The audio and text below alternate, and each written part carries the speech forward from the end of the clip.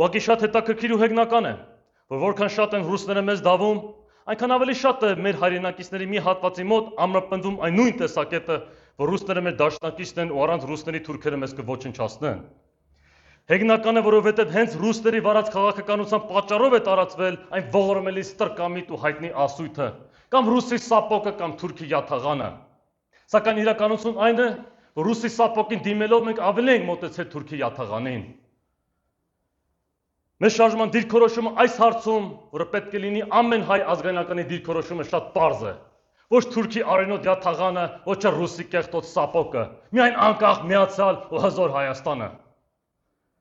Ոմանք կամ նույնիսկ շատերը գուցե կկարծեն, որ այս դիրքորոշումը անիրատեսական է եւ ռոմանտիկ,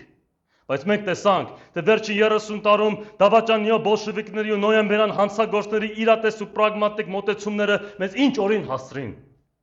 Տեսանք, թե նրանց պարտվողական ու ապազգային դիրքորոշումը մեզ հաղթական դիրքից, ինչ խայտառակ ու նսեմացուցիչ վիճակի հասցրեց։ Մեր ազատամարտիկները, ովքեր 34 տարի առաջ իրենց պայքարով ու զոհաբերություններով ազատագրեցին Արցախը, այսօր անկասկած կունենային մեր պաշտպանած միակ ազգային ու հայամետ դիրքորոշումը։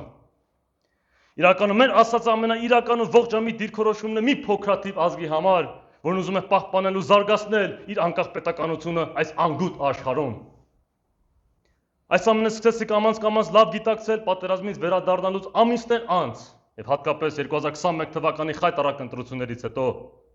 Ինձ համար շատ պարզ դարձավ, որ ռուսները մեր ռազմավարական դաշնակիցն են եւ առանց ռուսների թուրքերը մեզ կոչնչացնեն ասածները մեծ ստեր են, որոնք այս վերջին 200 տարիներին մեզ շղթայված են պահում ռուս-թուրքական վանդակին։